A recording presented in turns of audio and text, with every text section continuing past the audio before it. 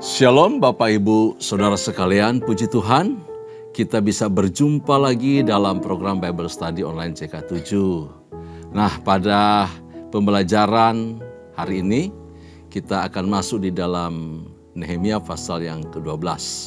Kita mau belajar bersama-sama mengenai daftar penduduk Yerusalem dan penduduk Yehuda.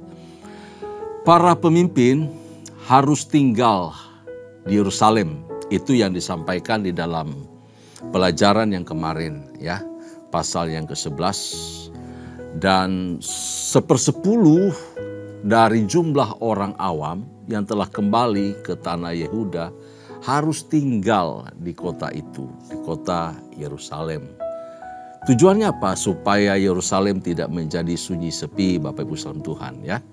Nah, selebihnya dari jumlah penduduk yang kembali itu boleh kembali ke kota asal muasal mereka sebelumnya yang tinggal di sekitar Yehuda. Nah, pasal yang ke-12 yang akan kita pelajari hari ini itu berisikan 3 perikop. Perikop yang pertama bicara mengenai daftar dari imam-imam dan orang Lewi. Ya, lalu perikop yang kedua bicara mengenai pentahbisan tembok Yerusalem. Dan perikop yang ketiga mengenai jaminan hidup untuk para imam dan orang-orang Lewi. Bagaimana pembahasan selanjutnya Bapak Ibu saudara Tuhan? Mari kita mulai dulu dalam pujian dan penyembahan. Kita mau memuji Tuhan, kita masuk hadirat Tuhan, ya. Kita mau junjung Tuhan, mau sembah puji Tuhan. Haleluya. Haleluya. Terima kasih. Terima kasih Tuhan. Urapan-Mu turun atas kami. Ya Roh Kudus bekerja, mengurapi kami semua umat-Mu. Haleluya.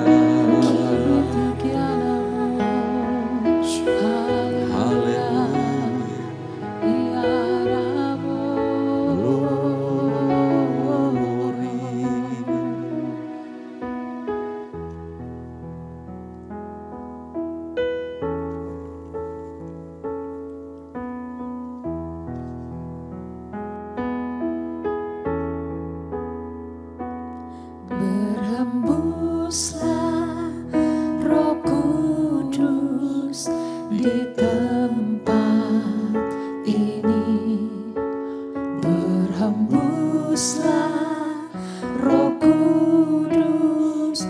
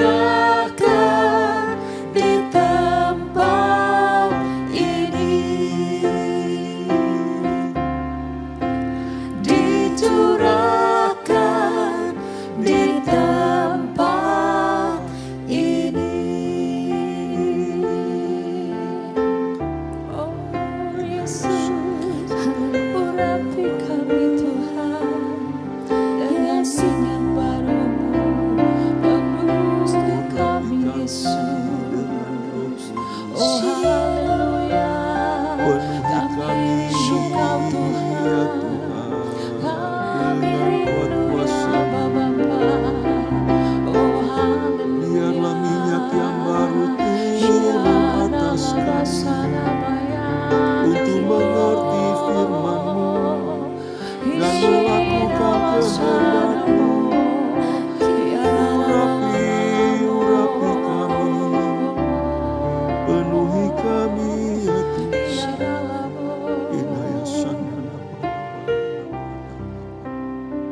Sampai akhir ku menutup mata, ku tetap setia menanti janji-Mu. Sampai ku dapatkan mahkota kehidupanku, ku tetap setia untuk melayani-Mu. Sampai akhir ku menutup mata, ku tetap setia menanti janji-Mu. Sampai ku dapatkan mahkota kehidupanku, ku tetap setia untuk melayani-Mu.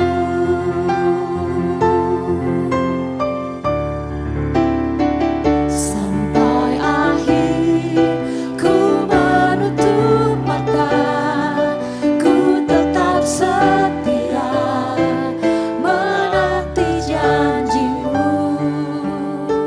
Sampai ku dapatkan mahkota kehidupanku, ku tetap setia untuk melayani-Mu.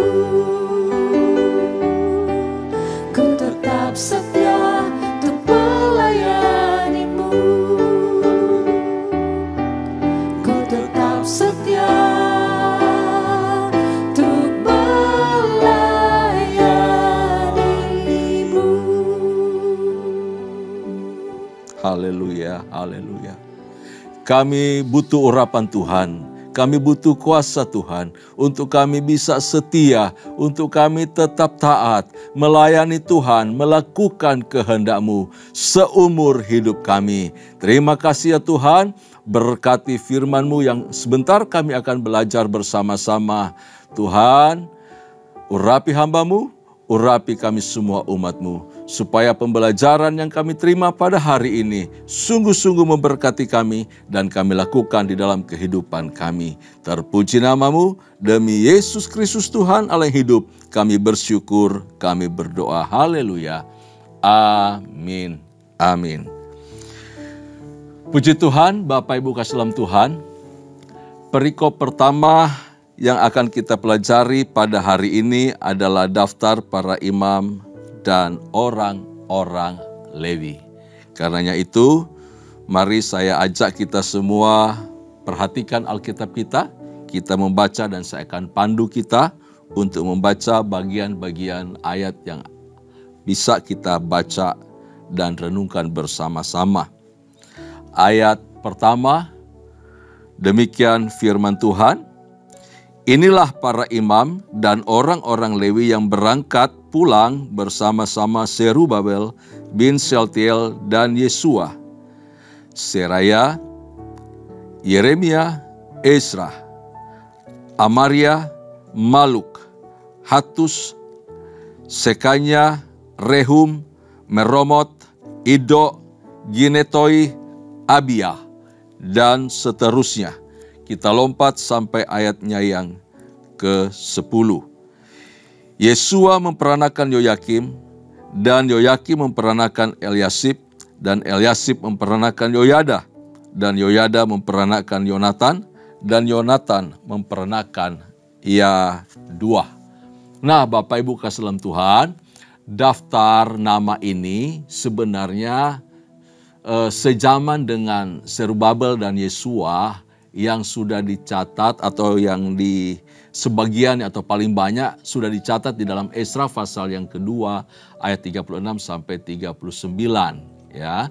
Cuma memang daftar ini dimunculkan di kemudian hari bahwa mereka sudah ada bersama-sama. Namun di Esra pasal 2 itu tidak disebutkan banyak nama dari kaum Lewi yang tidak disebutkan di sana. Nah, bagi kita pembaca di masa sekarang ini, membaca daftar sisila ini seperti, waduh, ini boring banget ya. Kayaknya nggak terlalu penting dan membosankan gitu. Tapi Bapak Ibu salam Tuhan, bagi bangsa Israel daftar ini sangat-sangat penting. Ya, sangat-sangat penting. Maksudnya apa? Tujuannya apa? Yang pertama, bahwa jika mereka ya kelak nanti kalau sudah pensiun dengan daftar ini ya, dalam tugas keimaman mereka sudah berhenti ya, lalu mereka kemudian memilih untuk bertani, bercocok tanam atau menggembalakan domba, beternak gitu. Mereka masih bisa dikenal dari keluarga-keluarga mereka yang telah dicatat di sini. Itu pentingnya yang pertama Bapak Ibu Tuhan. Yang kedua adalah bagi Nehemia sendiri. Bagi Nehemia, daftar ini sangat penting untuk mengetahui jumlah bilangan para pemimpin rohani pada masa itu. Supaya apa? Supaya Nehemia sendiri dapat mengkoordinir dengan mudah, mengatur ya para pelayan-pelayan itu. Sehingga mereka dapat melayani dan memenuhi kebutuhan rohani bangsa Israel. Ketersediaan mereka menolong Nehemia bisa mengatur supaya menu rohani bangsa Israel, dalam hal ini Yehuda dan penduduk Yerusalem sekitarnya, dapat dididik, dapat diajar untuk mengerti kembali Taurat-Taurat Tuhan. Jadi para pemimpin-pemimpin rohani itu harus dikenal. Karena apa? Nama-nama mereka, posisi mereka, tindakan mereka, pelayanan mereka, pekerjaan mereka itu punya pengaruh besar bagi komunitas orang Israel. Dalam hal ini bangsa Yehuda atau penduduk Yerusalem. Nah Bapak Islam Tuhan, karenanya itu setiap kali nama-nama pemimpin itu diperkenalkan ke jemaat. Ini di era kita sekarang juga berlaku Bapak Islam Tuhan.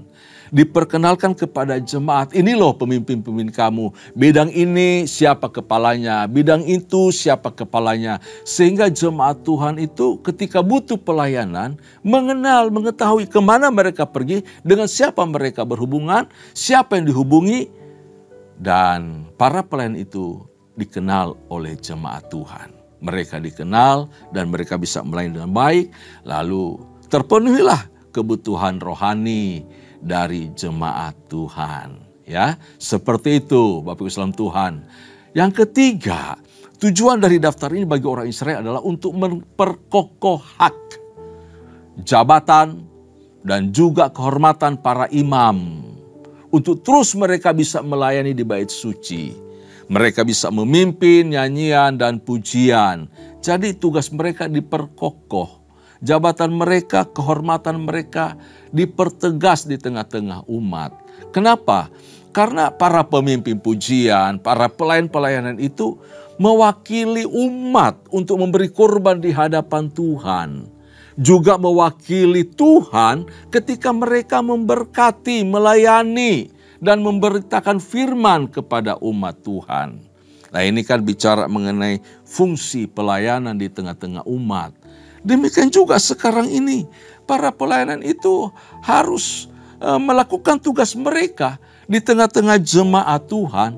Dan hak, jabatan, kehormatan mereka untuk melayani Tuhan harus nyata di tengah-tengah umat. Kita tahu dan kalau kita perhatikan, umat Lewi melayani dengan baik. Ini di dalam kepemimpinan Nehemia, jadi fungsi imam itu terjadi, diperkenalkan kembali dan berfungsi kembali. Tapi juga fungsi sebagai penyambung lidah Allah kepada umat, ini fungsi kenabian. Ya, Mereka juga harus mengajar Taurat. Ini bicara apa? Fungsi guru, fungsi pengajar harus nyata di tengah-tengah umat. Dan fungsi sebagai gembala. Mereka harus menggembalakan umat, gak boleh umat tercerai-berai. Dan juga diserang oleh berbagai pengajaran-pengajaran yang sesat. Jadi luar biasa ya, kita belajar dari perikop daftar para imam dan orang-orang Lewi itu sangat-sangat penting di tengah-tengah umat Tuhan. Kita tahu bahwa aspek pujian itu luar biasa. Diperhatikan betul oleh Nehemia dan orang Lewi, para pemuji, pemimpin kor itu ditaruh tempat yang terhormat di tengah-tengah umat atau dalam ibadah umat. Lalu mereka itu dikhususkan, sungguh-sungguh dikhususkan untuk tugas ini di bait suci. Tidak boleh mengerjakan pekerjaan yang lain. Jadi posisi para imam, orang Lewi itu sendiri, Bapak Ibu saudara Tuhan, tidak sama dengan bangsa Israel lainnya, umat lainnya, suku-suku lainnya. Sebab bangsa ini atau suku ini sudah dikhususkan untuk Tuhan. Tuhan sendiri memilih mereka.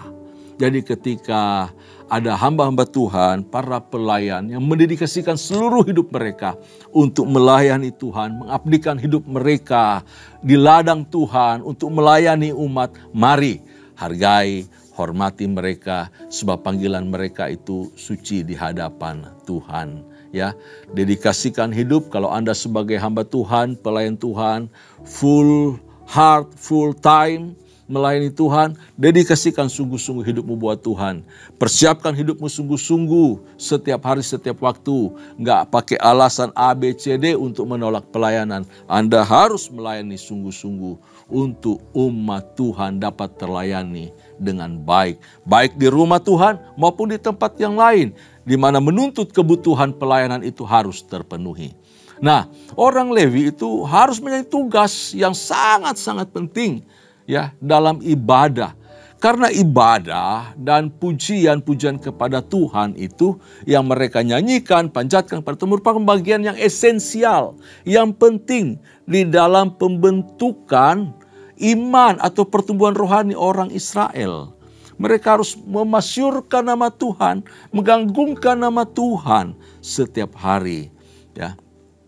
Nah, mereka kaum Lewi, para pemuji, penyembah ini harus menjadi umat yang mengajarkan umat juga. Mengajarkan bangsa Israel menjadi bangsa yang pemuji dan penyembah Tuhan. Mereka harus memimpin umat itu. Belajar bagaimana caranya menyembah Tuhan, memuji Tuhan dengan cara yang baik, dengan cara yang benar. Supaya apa? Iman mereka tumbuh, kepercayaan mereka kuat di dalam Tuhan. Nah, sampai kapan orang Lewi itu memimpin umat Israel di dalam hal memuji menyembah Tuhan? Sampai sang imam sejati itu muncul. Sampai sang imam yang sejati itu hadir di tengah-tengah mereka. Figur utama yang kita tahu, kita percaya nyata di dalam Kristus Yesus Tuhan. Nah, sampai sekarang ini kita juga melakukan yang sama. Kita datang menyembah kepada Kristus Yesus. Kita nggak lagi pakai binatang segala macam atau kurban-kurban sajian yang lainnya. Mulut kita, lidah bibir kita adalah bagian yang terbaik yang kita persembahkan. Keluar pujian, keluar penyembahan, pengagungan kepada Tuhan dari mulut kita, dari lidah kita. Untuk Yesus Kristus Tuhan Juru Selamat kita. Itu tugas kita Bapak Ibu saudara Tuhan sekarang ini. Nah, itu perikop pertama. Sekarang di perikop kedua Bapak Ibu saudara Tuhan mengenai pentahbisan tembok Yerusalem. Pentahbisan tembok Yerusalem. Nah, sebelum kita baca, saya mau menjelaskan lebih dahulu kepada kita apa itu pentahbisan. Pentahbisan ialah mengkhususkan sesuatu atau seseorang bagi Allah. Sekali lagi, pentahbisan adalah mengkhususkan sesuatu atau seseorang bagi Allah. Jadi yang dikuduskan, baik sesuatu atau orang itu bagi Allah, mereka dikuduskan ya. Hal itu dikuduskan, orang itu dikuduskan dalam satu upacara yang namanya pentahbisan. Yang dilakukan tentu oleh para imam. Sekarang ini dipimpin oleh hamba Tuhan, gembala atau pendeta pejabat setempat. Nah, pentahbisan itu menandakan bahwa suatu barang atau seseorang atau suatu tempat itu hendak dipakai, hendak digunakan, hendak mulai berkarya, ya, siap untuk pelayanan kepada Allah dan juga kepada umat. Jadi ketika ditabiskan, mulai saat itu benda, tempat atau ruangan atau seseorang itu mulai punya otoritas untuk bekerja dengan efektif. Bisa dipakai dengan baik dan efektif. Dan seseorang yang ditabiskan itu adalah pertanda bahwa dia telah menerima karunia Allah di dalam hidupnya untuk memulai tugas dan tanggung jawab pelayanan. Kepadanya ada otoritas Tuhan menyertai.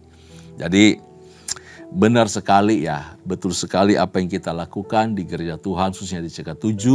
Seorang pelayan itu harus ditabiskan supaya efektif, efisien. Mulai saat itu otoritas dari jabatan itu ada di tangan dia. Dan dia harus memimpin, mengkomandani suatu bidang.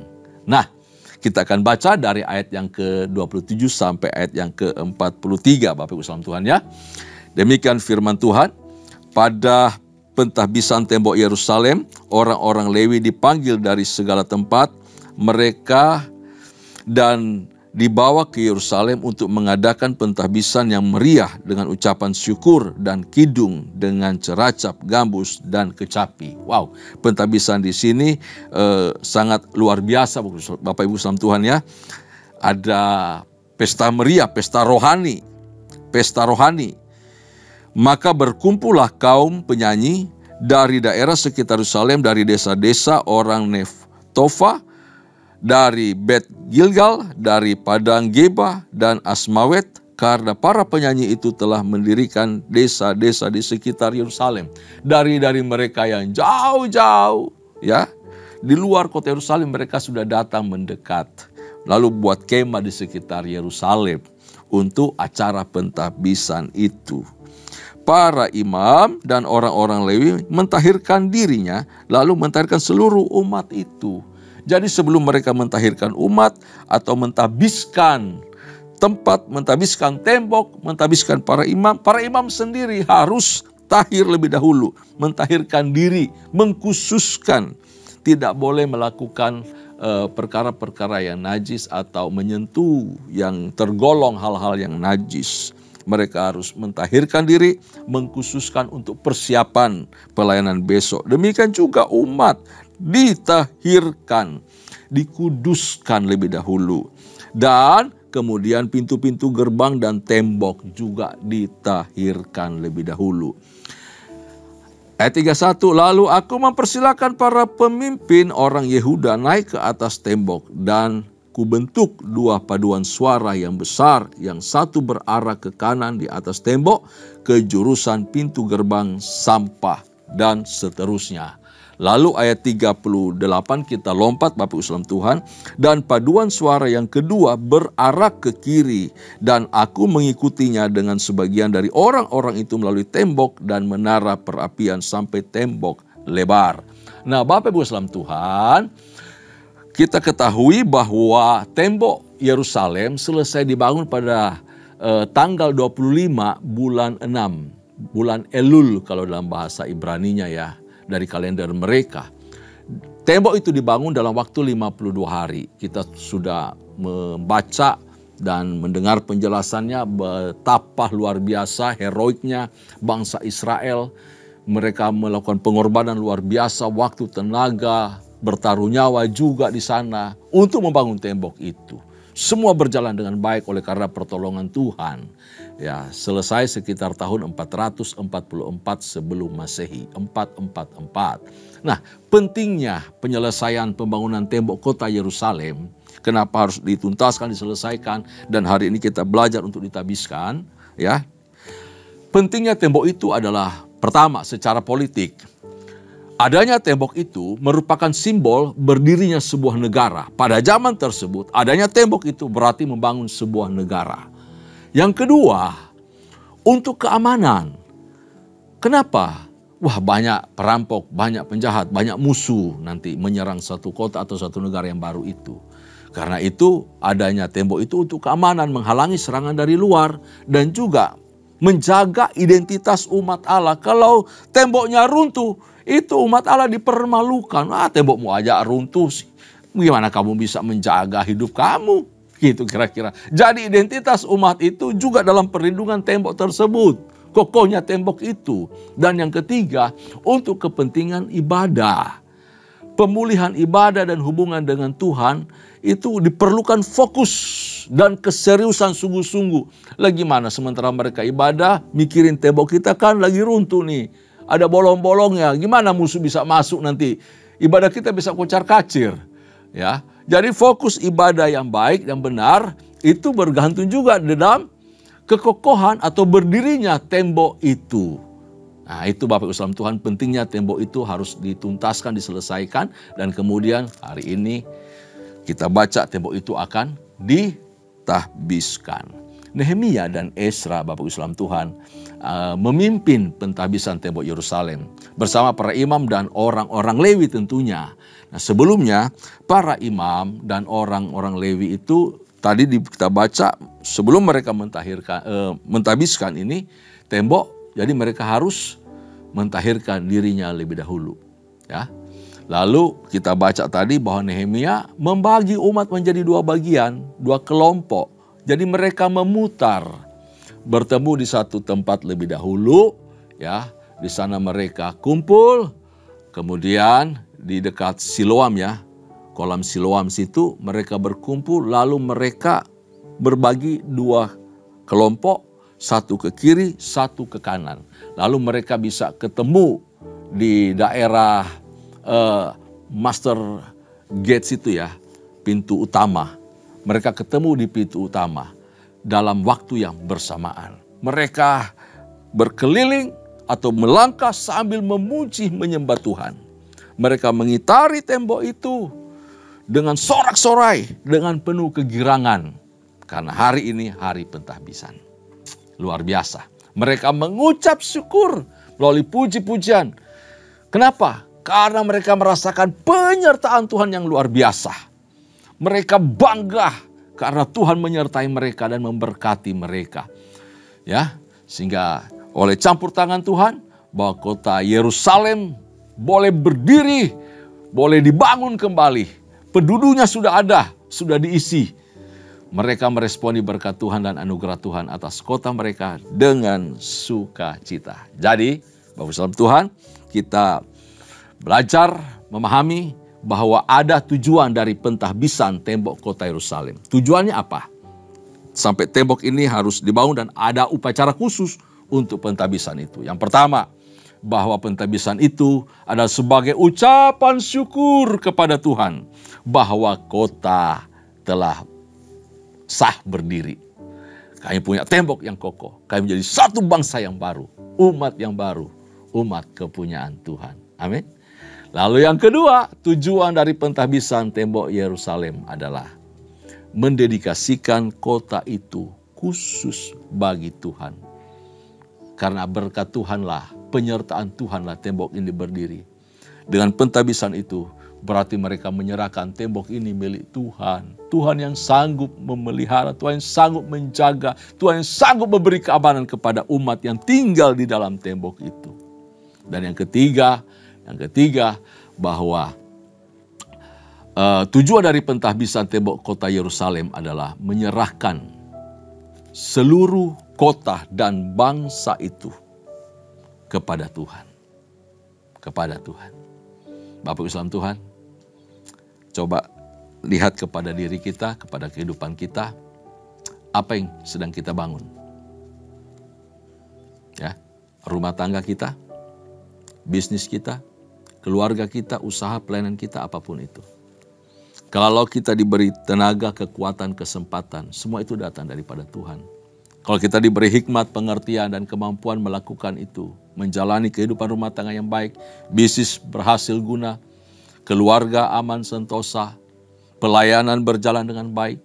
Bukankah semua itu oleh karena Tuhan? Mari, naikkan ucapan syukur, terima kasih kepada Tuhan. Dan dedikasikan semuanya itu untuk Tuhan. Datangnya dari Tuhan, kesempatan dan waktu serta kekuatan. Karena itu apa yang kita hasilkan dari semuanya itu, anak-anak kita, keluarga kita, materi yang kita dapatkan, berkat-berkat yang kita terima, persembahkan untuk hormat, kemuliaan bagi Tuhan. Perikop yang terakhir yang ketiga, yaitu mengenai jaminan hidup orang Lewi atau para imam. Pada masa itu, ayat ke-44 Bapak Islam Tuhan ya. Pada masa itu beberapa orang diangkat untuk mengawasi bilik-bilik perbendaharaan, bilik-bilik untuk persembahan khusus, untuk hasil pertama dan untuk persembahan persepuluhan, supaya sumbangan yang menurut hukum menjadi bagian para imam dan orang-orang Lewi dikumpulkan di bilik-bilik itu sesuai dengan ladang setiap kota. Sebab Yehuda bersuka cita karena para imam dan orang-orang Lewi yang bertugas luar biasa.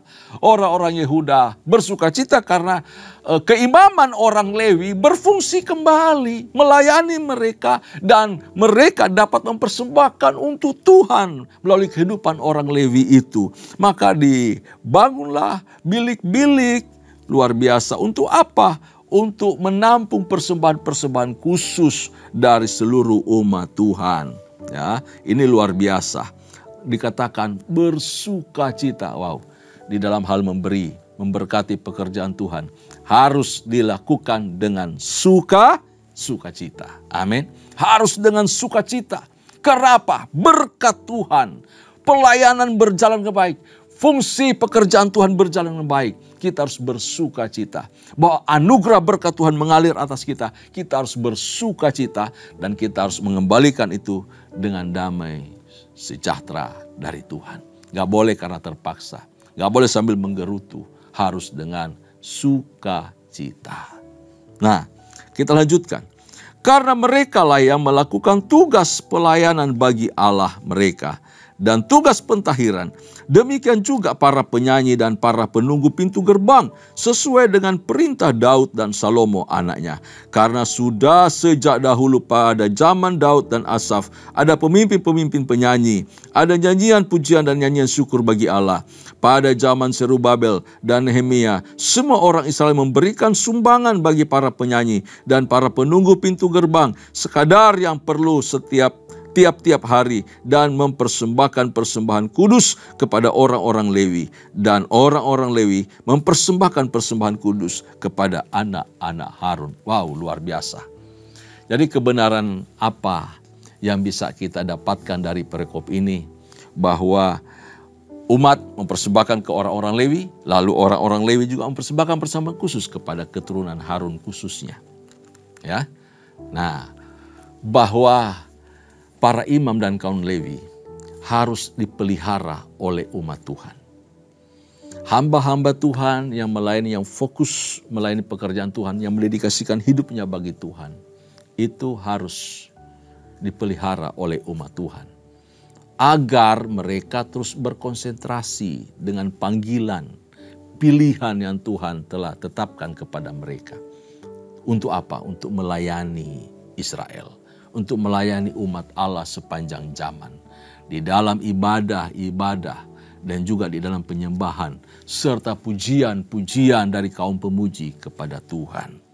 Bapak Ibu saudara Tuhan, itulah panggilan umat Tuhan. Untuk harus dengan sukacita memberkati para pelayan-pelayan Tuhan. Betapa pentingnya pelayanan kepada Allah. Sehingga mereka tidak bisa melupakan melakukan pekerjaan-pekerjaan sambilan, pekerjaan-pekerjaan lain selain memuji, menyembah Tuhan dan melayani umat. Mereka tidak boleh mengerjakan pekerjaan lain untuk menghidupi diri mereka. Pekerjaan di ladang ataupun pekerjaan di peternakan tidak boleh mereka kerjakan. Mereka harus ada di bait Allah. Mereka harus melayani umat Tuhan dalam segala aspek pelayanan. Tuhan memanggil mereka untuk melayani Tuhan secara khusus. dengan suatu panggilan yang memerlukan seluruh konsentrasi dan perhatian, seluruh waktu dan hidup mereka. Ini berarti bait suci maupun puji-pujian kepada Tuhan merupakan sesuatu yang sangat-sangat penting, sangat sakral di hadapan Allah. Karena itu kita nggak boleh menyanyi memuji sembarangan. Orang juga tampil di atas mimbar menjadi pemuji penyembah nggak sembarangan, nggak boleh hidup yang nggak lurus, nggak benar, nggak boleh. Harus benar, harus lurus hidupnya, kudus, berkenan di hadapan Tuhan. Kenapa? Panggilan kita itu mulia. Yang kita layani bukan manusia, tetapi Tuhan sendiri. Siapa yang mengerjakan pekerjaan ini dengan sembarangan? Siapa yang mengerjakan pelayanan dengan sembarangan? Tentu akan menerima konsekuensi dari Tuhan. Tuhan akan berurusan dengan dia. Umat memang gak punya hak untuk menghakimi. Tapi datang waktunya Tuhan akan turun. Karena itu mari kita fokus, kita layani Tuhan dengan sungguh-sungguh. Supaya apa? Perkenan Tuhan turun atas kita para pelayan Tuhan. Dan umat juga ketika memberkati, menopang kehidupan. Itu melakukannya dengan segenap hati, dengan sukacita, dengan penuh kesungguhan. Dan saya percaya nama Tuhan dipuji, dipermuliakan. Itulah keseluruhan dari Nehemia Fatsal yang ke-12 yang kita pelajari hari ini. Amin. Tundukkan kepala, kita berdoa. Kami bersyukur ya Tuhan, untuk hari ini kami belajar sesuatu yang indah dan luar biasa. Bahwa apa yang kami miliki, apa yang kami punya, hal-hal yang kami usahakan, upayakan dalam hidup ini, datangnya daripada Tuhan. Semua karena berkat Tuhan. Karena itu kami mau dedikasikan seluruh apa yang kami miliki, bahkan hidup kami, untuk Tuhan saja. Dengan penuh sukacita, dengan penuh kegirangan kami persembahkan itu bagi kemuliaan nama-Mu. Terima kasih untuk kehidupan para Lewi, anak-anak Harun. Terima kasih untuk seluruh umat Tuhan yang dilayani. Baik umat Lewi, kaum Harun, bisa melakukan, mendedikasikan hidupnya mereka dengan sungguh-sungguh. Dan umat juga dapat layani dengan baik. Sehingga terjadi sebuah kegirangan, sebuah sukacita luar biasa. Ketika mereka sama-sama mengerti tanggung jawab mereka di hadapan Tuhan. Terpujilah nama-Mu. Terima kasih ya Tuhan. Kami sungguh mengucap syukur. Kami berterima kasih untuk panggilan Tuhan terhadap hidup kami. Kami mengucap syukur berterima kasih kepada Tuhan. Bahwa kami semua orang percaya adalah imamat-imamat rajani. Tidak ada batasan pemimpin khusus untuk hal-hal pelayanan di bait Allah. Tetapi kami melihat bahwa kami semua punya peluang. Karena kami adalah imamat rajani. Umat kepunyaan Allah. Kami adalah bangsa yang terpilih. Terima kasih ya Tuhan. Karena itu kami semua umat Tuhan. Baik di gereja, baik di rumah, dimanapun kami berada.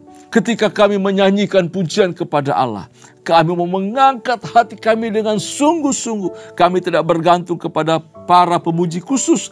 Kami tidak bergantung kepada para hamba Tuhan khusus untuk memuji menyembah Tuhan. Tapi kami semua umat-Mu menjadi pemuji-pemuji Tuhan. Mulut bibir kami harus menyanyikan dengan cara yang benar, dengan cara yang sungguh-sungguh. Ketika kami memuji, kami berkonsentrasi kepada Tuhan. Kami persembahkan terbaik bagi Tuhan. Terpujilah nama-Mu ya Tuhan. Dalam nama Yesus, hamba berdoa untuk bapak-bapak, orang tua, kepada ibu-ibu, ibu rumah tangga, Tuhan memberkati mereka. Anak-anak, Tuhan memberkati mereka. Pekerjaan pelayanan sekolah, Tuhan memberkati. Terima kasih ya Tuhan, kesehatan mereka, Tuhan memberkati. Usaha, bisnis, pekerjaan, Tuhan memberkati. Terpuji-pujilah nama-Mu. Kami semua umat percaya diberkati oleh Tuhan. Dan hidup dalam keberkatan juga menjadi berkat bagi Tuhan dan bagi banyak orang. Di dalam nama Yesus Kristus Tuhan, kami mengucap syukur. Kami berdoa, haleluya. Kekasih-kekasih Tuhan, arahkan hatimu di hadapan Allah. Terimalah berkat serta anugerah yang melimpah dari Allah Bapa. Kasih sayang di dalam Kristus Yesus Tuhan, serta persekutuan yang manis dengan Allah Roh Kudus menyertai kita. Mulai hari ini sampai Maranatha, Tuhan datang pada kali yang kedua, bahkan sampai selama-lamanya. Setiap kita yang percaya, sama-sama katakan, amin. Terima kasih, Tuhan Yesus memberkati.